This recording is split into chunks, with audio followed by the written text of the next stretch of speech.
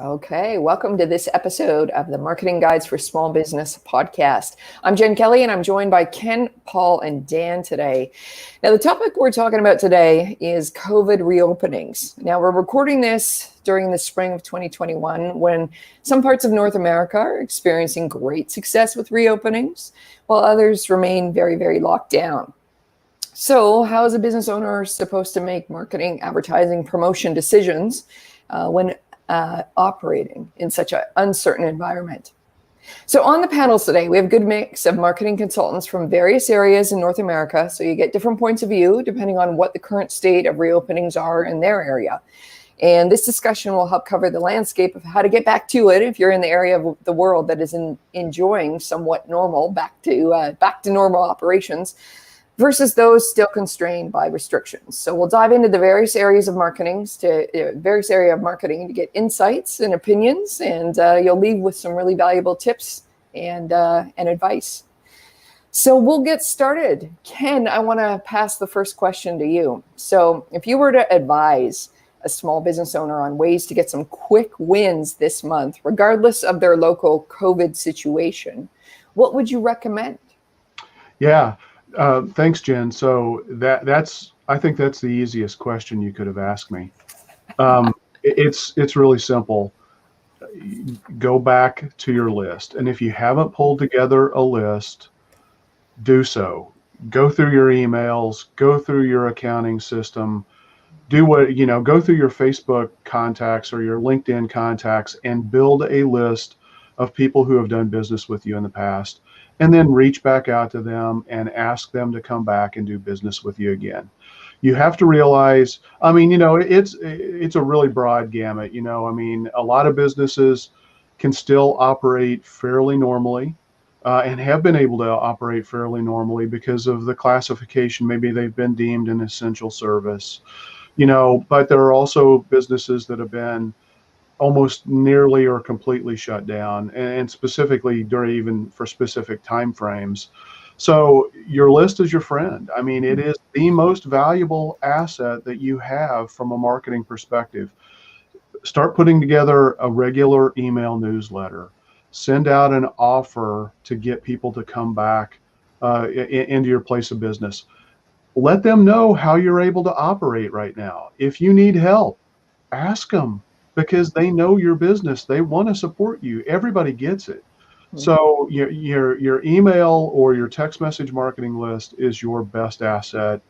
Getting your existing and past customers to come back and buy from you again is always the easiest in any economy, but especially now. And so I can't stress that enough. The second thing that I would add to that is, if you don't really have a list, start building a list and do it now. And find something that you can give people of value that gets them to want to opt into your list. And it may be that maybe you have to offer a deal. Maybe you have to give them a buy one, get one. Maybe you have to give them a free consultation. Maybe you have to give them, something. It has to be valuable to the people you're trying to reach out and build your list. So if you don't have a list, you got to start building a list, and that's the best thing you could do right now. Oh, that's great advice. Now, Dan, you've been working with several clients who are launching new divisions, new businesses, new companies, new offers during the pandemic. What have you seen that may be good advice for companies considering the same move, but may think during the pandemic is no time to launch something new? I actually think during the pandemic is exactly the time to launch something new. I think we're doing it right now at Caliber, as you know, Jen. It's definitely something where, we just did this with our marketing manager mentor program. We're doing it probably next month with our exceptional tribe community. We're launching a podcast, for different non-marketing people. And all these things, it wasn't like I planned it, but it just kind of happened. And the thing is that, you just have to keep that engine going anyway. It's, to me, pandemic or no pandemic, you have to make yourself a client when you're serving other people. And we forget to do that. So my advice would be is, I think if anything, this is a great time to do it. It's not a great time, but it's a great time to do it because you have a somewhat more captive audience of people who are probably still at home. They're not in an office. They are working away, but their attention is probably a little bit better than if they had a bunch of distractions. So, this is a good time to start educating. The thing that I literally wrote about this, I think yesterday or the other day on LinkedIn, though, you have to be cognizant of the fact that there's some education to be had. There's a know and a like and a trust phase of what you're rolling out.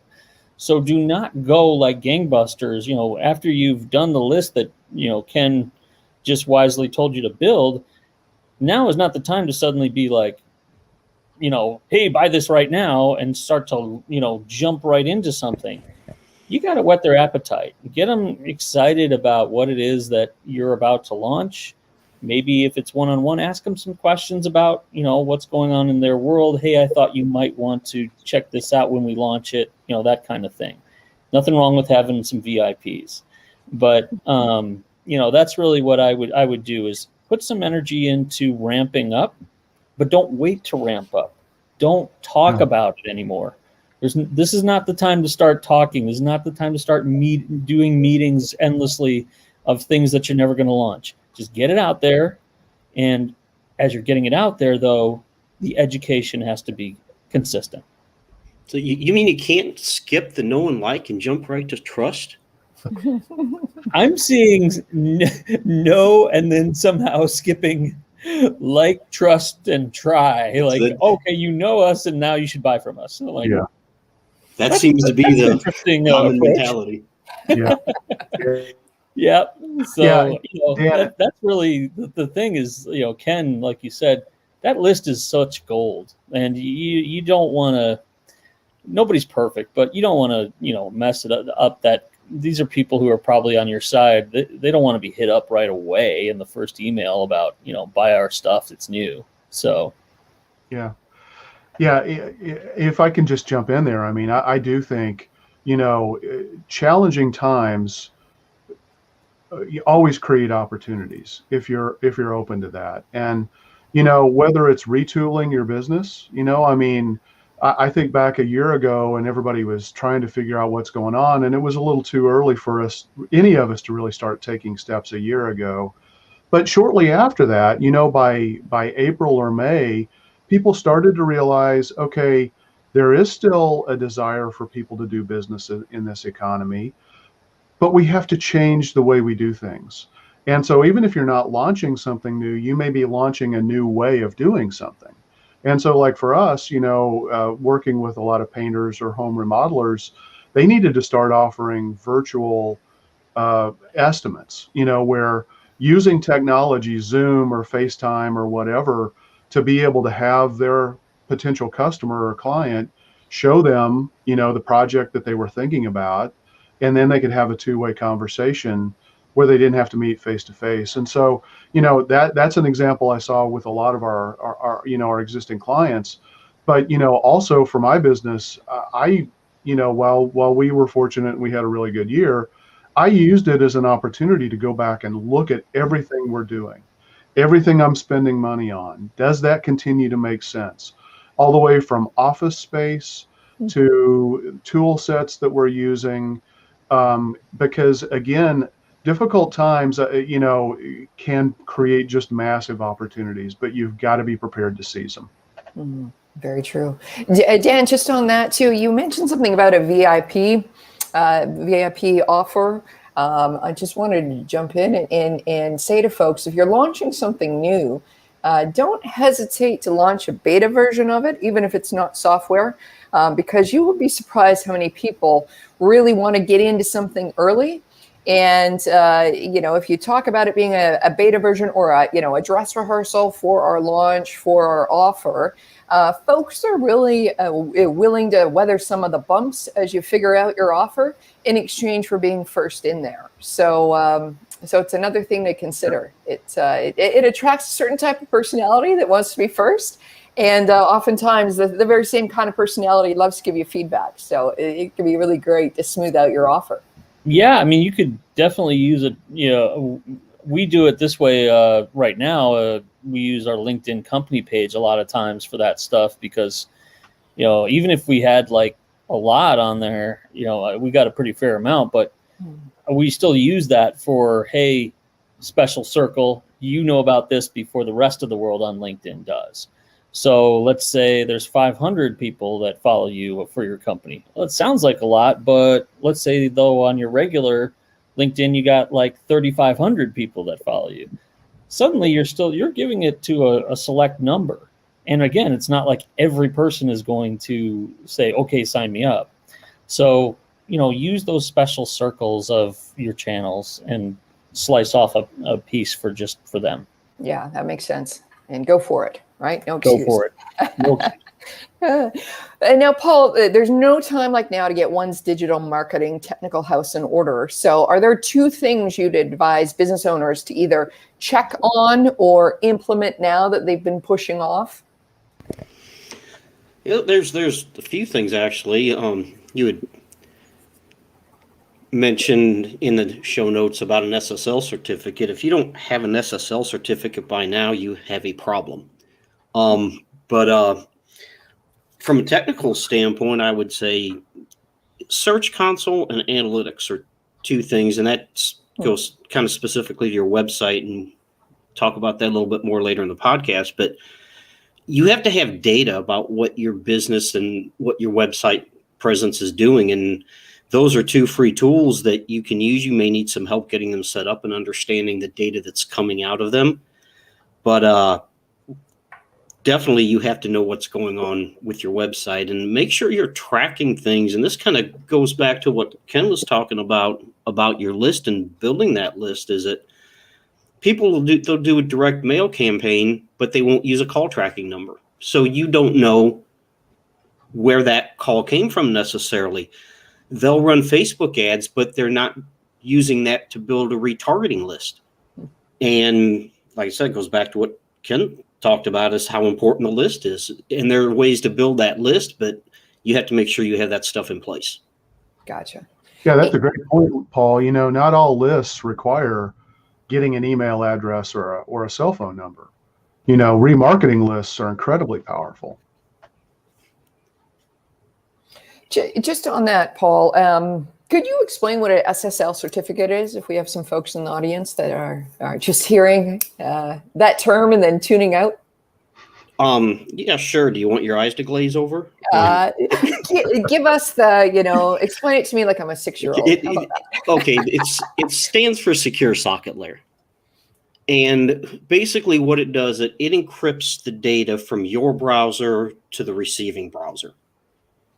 So that's probably as simple as I can put in. There's different SSL protocols, different versions of it, but basically it's an encryption protocol to make sure that the data you're sending across that digital road, for lack of a better term, is secure.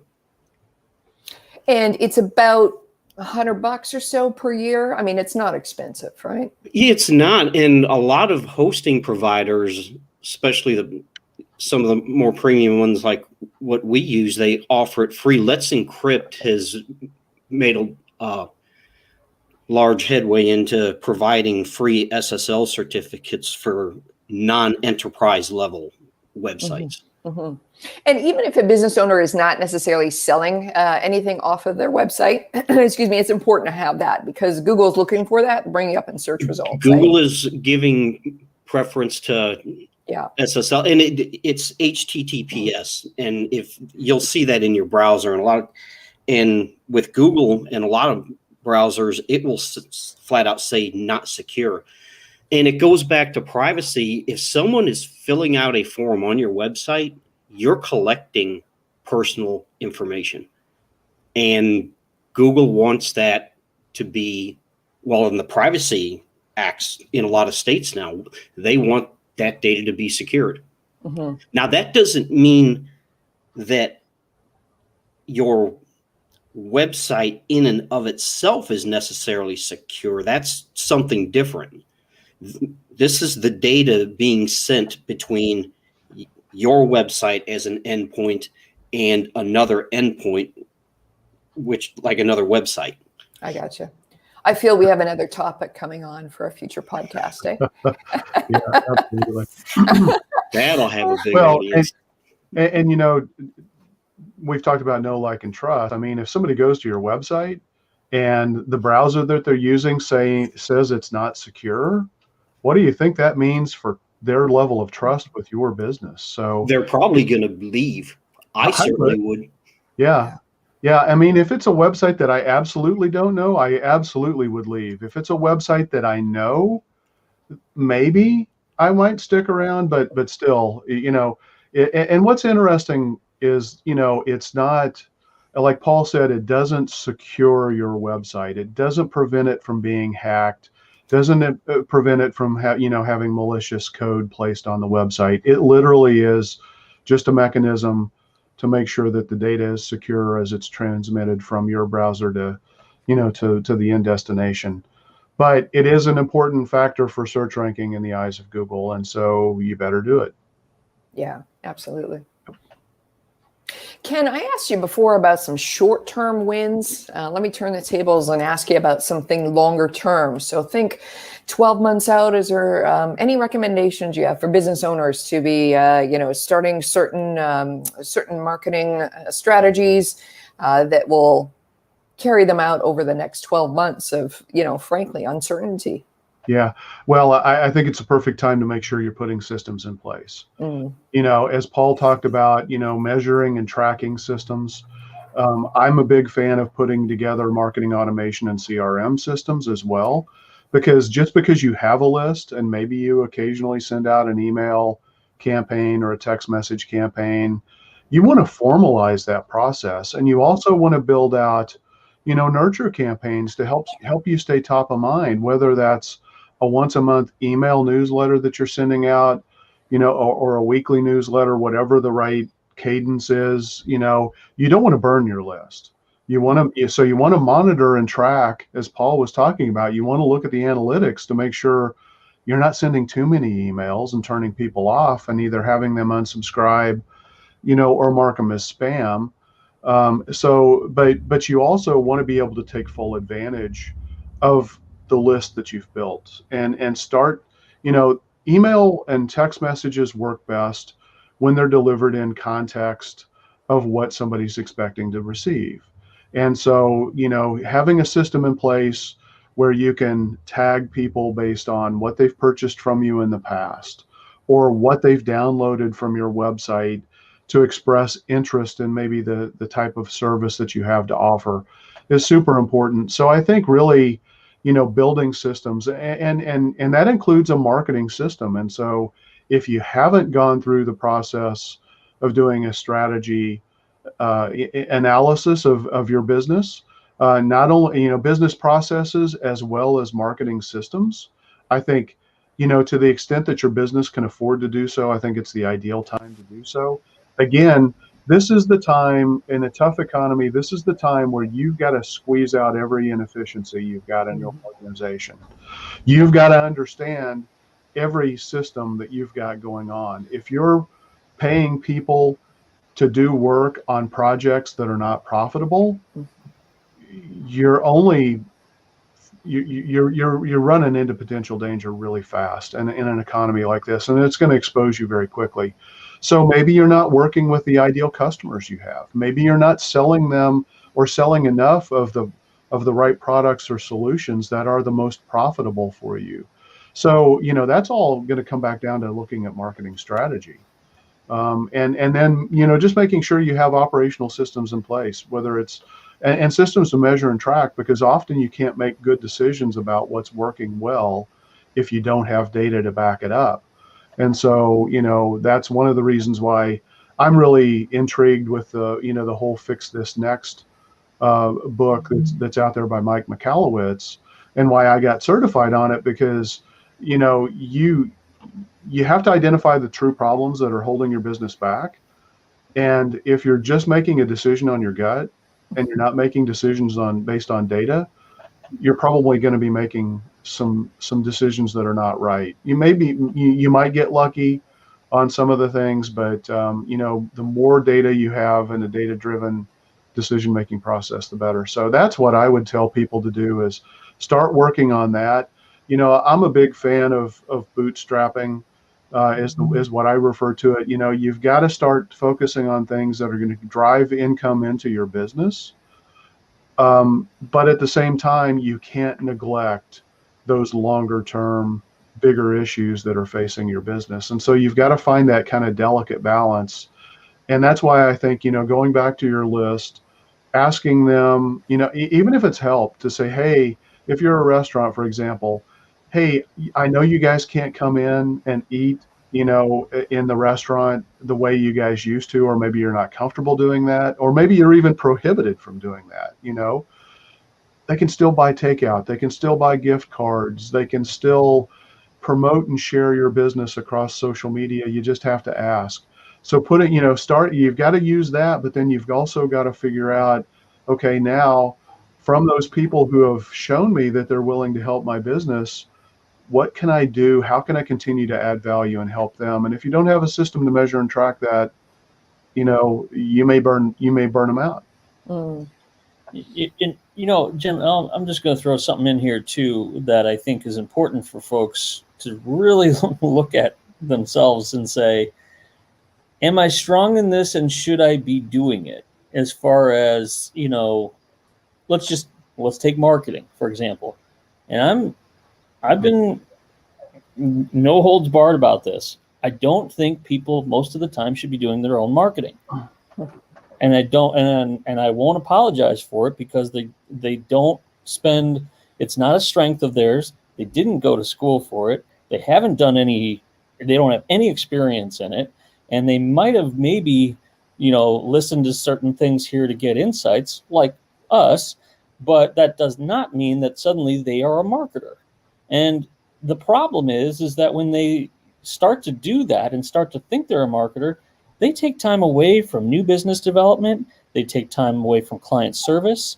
And then they make the mistake of saying, well, then I shouldn't do marketing. And that is so wrong, because what you should be doing instead is taking those hours and saying, who can I get help from, even on a limited basis? I was talking to a guy a few days ago, and he said, oh, I'm doing something for a certain number of hours for writing blogs and stuff. And I said, that's 4 hours that you could have been doing something that was for new business development. And I can't wear that hat for you, but I can wear the marketing hat for you and work with you and collaborate with you. So people should not necessarily look at these things as an either or, but be honest with themselves about their strengths. This is not, nor has it ever been, a time for somebody to say, I can do it myself. No, you can't. Right. None of us can. None of us can do the marketing. People can't do all this themselves. So what makes you think you can do marketing yourself? You can't. Yeah. You're not going to be able to do it. So stop living that lie. Give it to somebody who can actually help you do this stuff and divide and conquer. And that's how you're going to get back on your feet. And that's what I believe, no holds barred. Yeah, I couldn't agree more, Dan. As a matter of fact, I mean, another alternative that I see is, if they're not trying to do it themselves, they're trying to hire somebody, to do something on the cheap, or to do something that's just purely tactical driven, like hiring a social media manager. Yeah, and I don't think a lot of people realize that they can actually hire, an outsourced marketing company to deliver a comprehensive marketing solution for them at a price point that is at the same or less than what they would pay for a full-time person that really is probably only good at doing one or two things, and a really a one-dimensional marketing tactic or set of tactics. So yeah, that's a great point. And yeah, I mean, don't kid yourself. You're not going to hire somebody and then say set it and forget it. Oh, they've got that. Don't even think that. You're still going to have to look them over their work. You're still going to have to manage them. So this idea that suddenly, I'm going to hire this junior person, or I'm going to give it to an admin and that they'll take care of it. Really? Like, are you going to be, number one, that hands off with your own brand? And number two, if you aren't going to be hands off, which is what you should be, then you're going to have to oversee some of that person's work anyway. So if you're going to have that, and you're going to be able to hire somebody who's probably less than that full-time person, like from the outside, then and at a senior level, then it's at least something you should have a conversation on to see how this can work a little bit better, because it can. Yeah. Well, and another very practical element of that is, if you hire somebody now, I mean, there may be some COVID relief programs in the U.S. I'm not sure how Canada's set up, where maybe there's a benefit where you're hiring somebody, but then if you have to lay them off, now you're going to be looking at potentially at unemployment insurance and things like that. And maybe that's not quite the same as it has been, with some of the COVID relief programs that are out there. But you know what? If you hire a marketing company and you decide your cash flow just drops and you just need to kind of hunker down and, just go back to a really tight word of mouth type of a business, it's, you can fire a marketing agency and do it on the spot and do it immediately, maybe 30 days out or whatever, depending on the nature of the agreement you have. But you're not going to have to worry about that ongoing cost of paying unemployment security or insurance or things like that. So there are practical reasons why you want to outsource in this economy too. 100%. Both positive and negative. And I say that, that exposes us, but that's the nature of the beast. So for sure. Yeah. Let me do the positives on that. Hey, Ken. So the positives on that, well, you can let us go with 30 days notice. No, wipe your hands of it if it needs to come to that. Also to onboarding us. Typically, we're going to ramp up a lot faster than a full-time employee would. Yep. I mean, we're bringing to the table ourselves, our teams that are doing this kind of work every day. So of course, we're going to have to ramp up, about your business, but we are ready to go. There's no 3-month, just get to know you at all that you have to worry about. The other thing too on that, you don't have to worry about us fitting into your team. We're happy to come in and do marketing for you, and we're going to be, professional. You're a professional team for sure. So you don't have to worry about us fitting in with Bob or Sue or whatnot. We're going to fit in right away, and we're going to get to work with the, it's probably a pretty quick learning curve that we're going to be able to show you some quick results as well. Yep, absolutely. It's I've said this before. It's like, well, what do you think the advertising industry does? Like, it's only been around for 100 years, and none of us do anything in relation to what you do. So we have to have that, 30-day ramp up period. I mean, I was writing for an insurance company, a national insurance company, when I was 27. I didn't know anything about insurance, but they said, hey, jump in and go learn, pile on, get it all in there. And then we were able to write it at a high level. And that's happened ever since. So this is not a new thing. We know how to write for every single industry, and not just us. I'm talking all of us in this category. Yeah. Who we can adopt a lot of that high level stuff, because guess what? We don't have to go to school for what you learned. We don't need a PhD. We don't need a degree in what you learned. We need to be able to take what you have and then write it towards your audience, not you. So that's what we're able to do. That's why we can adopt it a lot easier and like you said, a lot faster, because we don't have to be brought up to speed for years. That's a good point, Dan, because a lot of times business owners talk to their customers like they would another business owner. And your customers don't use your jargon, your buzzwords. They don't know what it means. They don't understand it, and they don't care. They care what you can do for them. The problems you solve. Yeah. And we're all close to it. It's, I wouldn't pretend like we all fall into that too. We start talking about this stuff and we say even things like content, and they go, wait, does that mean that you're writing? Like, yeah, like you really sometimes have to step out of your skin. It's not easy to do, but that's why you want to bring on other people. Yeah. 100%. Now, Dan, you've worked a lot with authors, and you yourself have been a best-selling author. What are you advising and that clients? Guy up there too. Well, you both couldn't have done it without that guy. He's an author too. That's lovely. Well, there you go. Well, then maybe both of you can tag team this question. So, What are you advising clients if they're ready to launch that new book or get writing that book now during the pandemic? Is this the same as starting something new? Should they go for it now or should they hold off? Get off your butt and do it now. All right.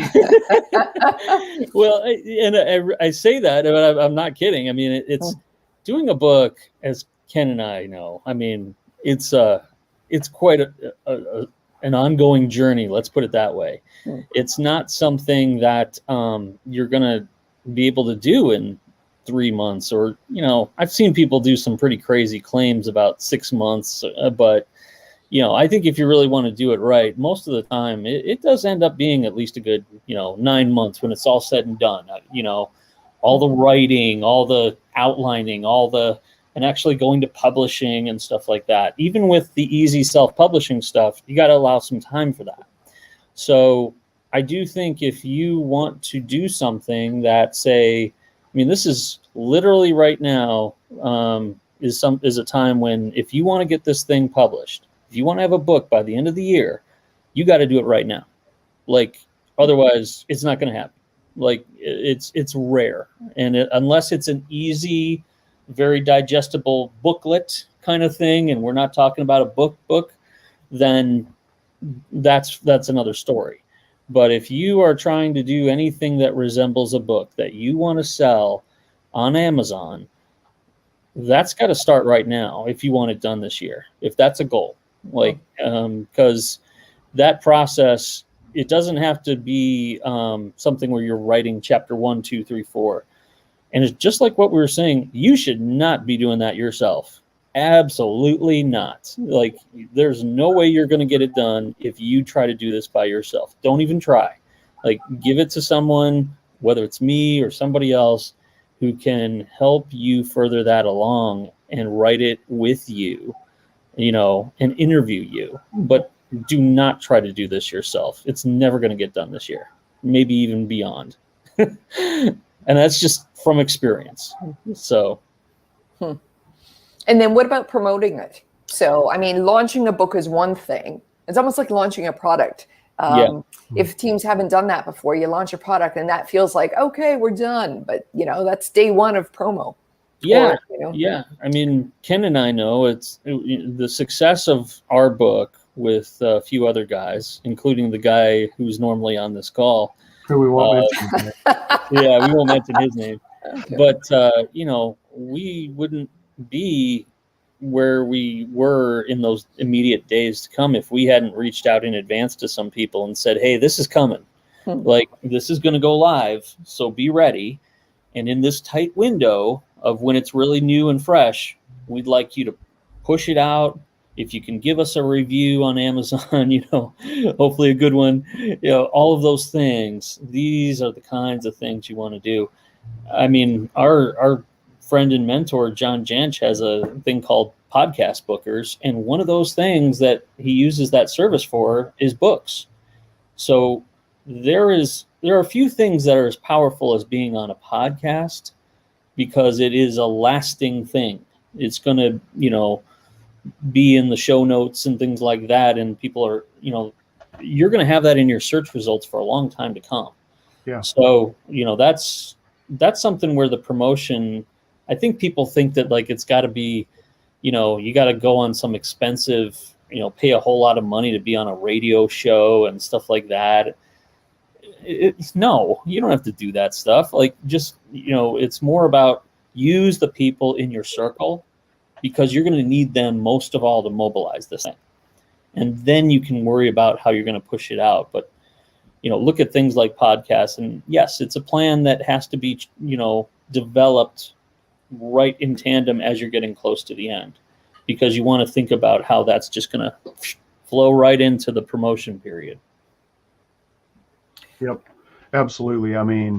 You've got to develop a social media promotion rollout. You've got to, if you're a member of a local chamber, get them to help you kind of do maybe a book launch, to that community, any of the communities that you belong to, it could be a Facebook or a LinkedIn group, if it's within the permissions of those groups, engage those. Writing the book, I think, is actually pretty easy. Launching and promoting the book, especially if you want to attain a bestseller status, that's a lot of hard work. And so, you have to plan all of that in advance. I do think, I think Dan hit on another key point. If you're going to do a book, the interview process is really critical to getting that book and facilitating that whole process. Don't just let it sit there and be stuck in your head. But you've got to, if you want to be seen as an expert, regardless of what your field is, you've got to write a book. It's the world's best business card. It is, absolutely. The amount of work it takes, it sounds like the ideal pandemic project, to be quite honest. It is. I mean, it's one of those things that, again, I don't think this is something that you can do yourself, which will, I'm sure, put me at odds with some people later on. That'll be fun. But, but I don't think you're suddenly going to go up on top of a mountain and suddenly write your book and do a little retreat and, come back down with a book. I don't think that's going to happen. This is something that is going to be an ongoing experience. Now, I will say, I've had some times where we've done that interview process with people, and you got to roll with it as far as it's not always going to be chapter 1, 2, 3, 4, 5, 6. I mean, sometimes it's like a movie where you're shooting different things and somehow it's weaved together and a book happens. Yeah. And I've done that too. I mean, you sometimes you got to go with what's hot, what's in your head at that time and get it down. You just can't. I don't think getting it down by yourself, even if you use recording tools, is going to be enough, because you're still going to have to write it and you're still going to have to do this, just like we said, for the outside world. So having somebody to do this in tandem with you every step of the way is going to be invaluable. I mean, it's the only way I see to do this the right way. Good. Paul, I want to wrap up with a last question to you. So with all that you've heard today, all the advice for business owners navigating COVID, what are the 1 or 2 recommendations you'd like to leave our listeners with today? Well, if there's anything COVID has brought to light in the context of this conversation, is that we live in a digital world. I mean, that's nothing new, but probably now more so than we ever have. And it's made people realize that things can be done differently. Like Ken mentions, some of our clients have had to start offering virtual estimates. Now, 2 years ago, that would have been unheard of. Now it's almost the norm. And I think it's important to understand that in the whole digital world, Google's doing some things that I won't get into right now that I think are going to wind up hurting small businesses if you're not prepared for them. But your website is the only thing you own in the digital landscape. Your website is the only thing you own.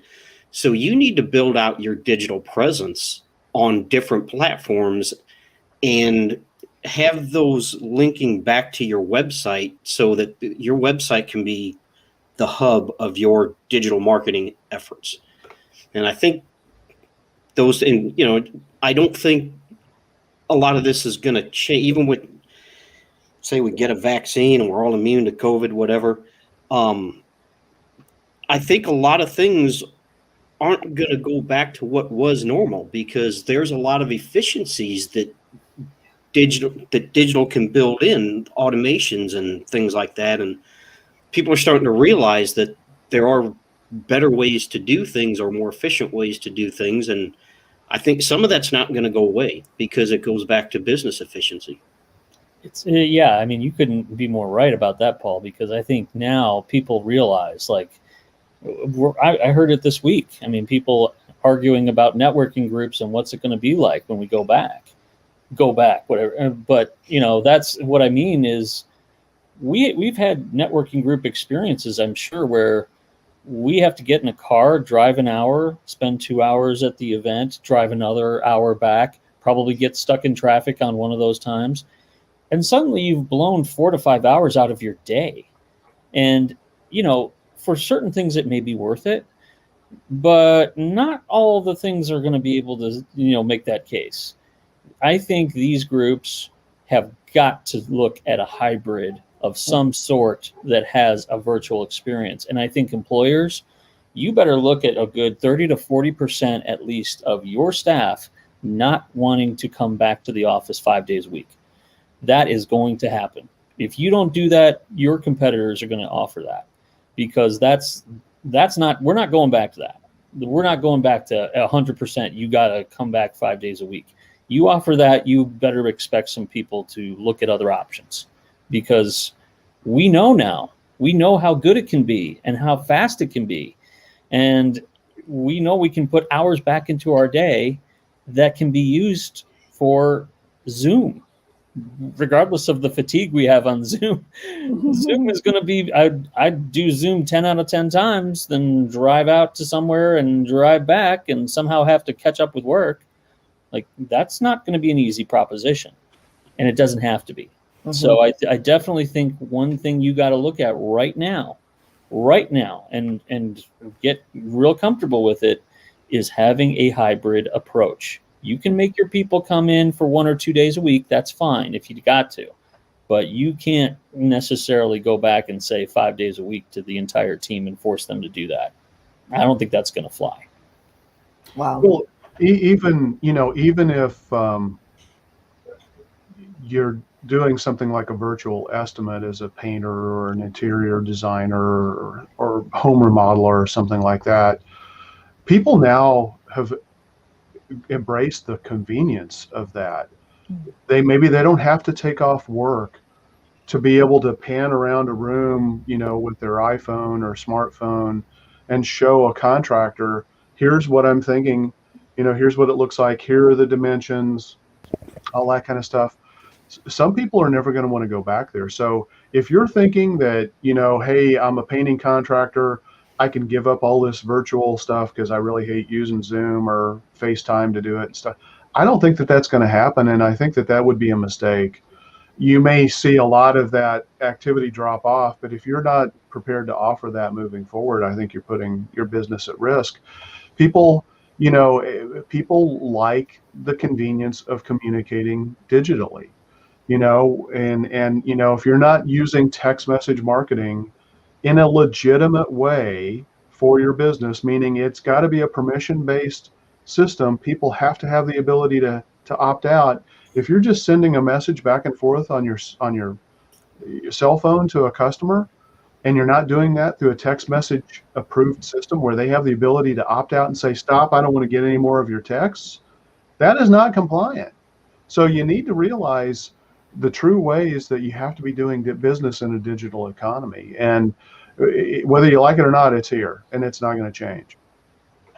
Just on your text messaging, Ken, I have to tell you, you mentioned a few minutes ago, context is so important. I have to tell you a story. So my dentist, which is no one's client here, because we have a colleague that does marketing for dentists, so it's not Ian's client. But anyways, they have adopted text messaging in order to keep in touch with their clients. But the thing is, so I'll go get my teeth cleaned. 30 minutes after I leave, there is a text message reminder for my next appointment in 6 months. I'm like, guys, you're almost there. Yeah. I need that a week before my next appointment. So, I mean, that's one of the things, right? You can't just get all these tactics going and just be like, okay, all systems go. Right. Context really does matter for sure. Yeah. For sure. Yeah. Absolutely. I don't know if I should, tell them that or not. I'm not sure. Well, hopefully they've learned, but just by watching this episode. If you give them Joey Coleman, who we've seen before, his book he has a chapter there on dentists, and it's everything that you just said, but before the actual appointment.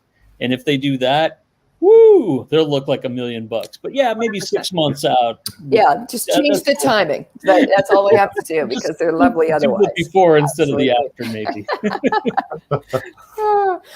Just on what you guys were saying with, having some hybrid offer with virtual versus in person, that kind of thing. I don't know if you guys have experienced it, but for me and my marketing company, we have been virtual since way before the pandemic. And that was a way I set up the company so we could find the best available to be working on a project rather than the best available locally. And that was the number one pushback. If we couldn't win a client, it would be, the client really wanted, we want to come down the street and visit your, see all the team in your little office here, and we're not sure about virtual. That's one thing about the pandemic that's been wonderful. It's just kind of blown apart that objection. So anybody that was hesitant to have suppliers that just operate, virtually, this year has seemed to, really build their trust in actually, putting that objection aside. Yeah. Go ahead, Paul. I think the convenience and the time savings that offers is going to be huge.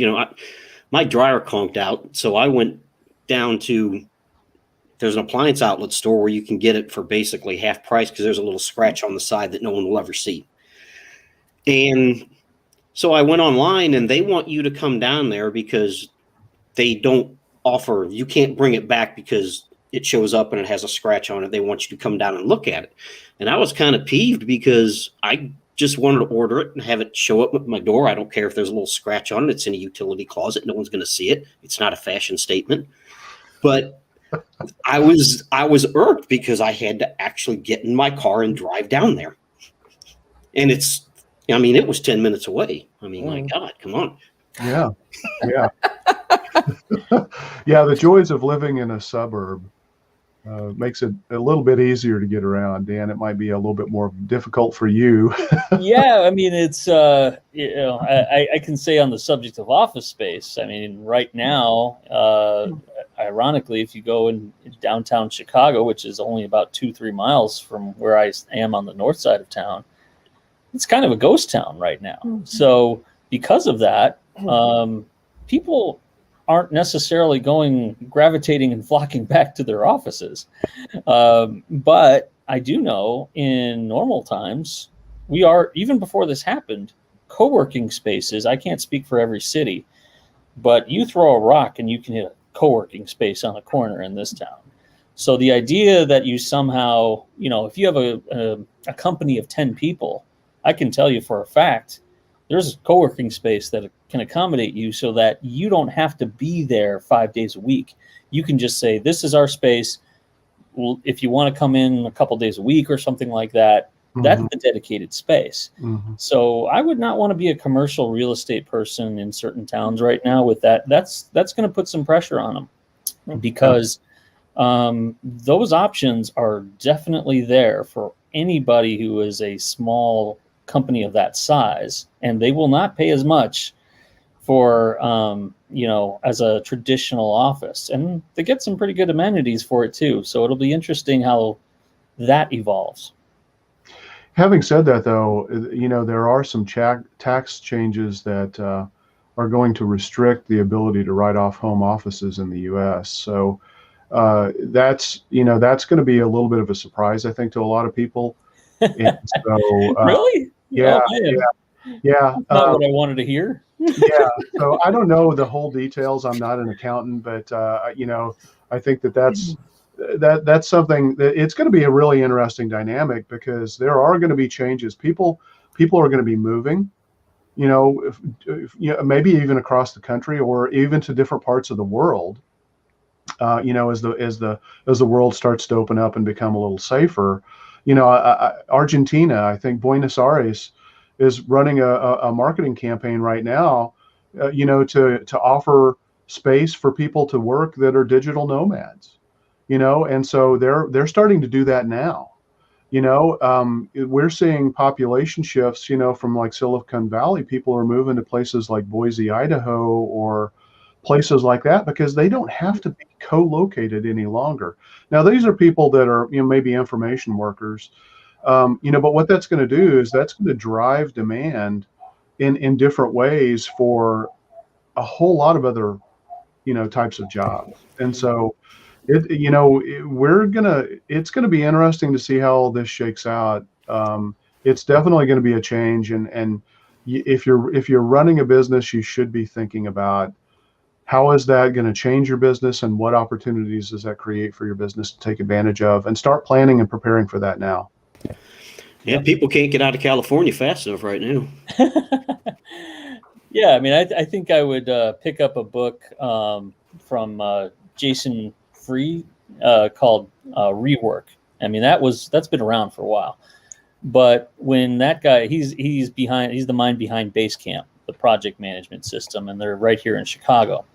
And I think for a long, long time, they did not have a centralized office. And even as the company was taking off. So there's a lot of interesting ideas that have been around on remote work and how you can, still have all the chemistry that you want to have. I don't think you have to always have an office for that, so.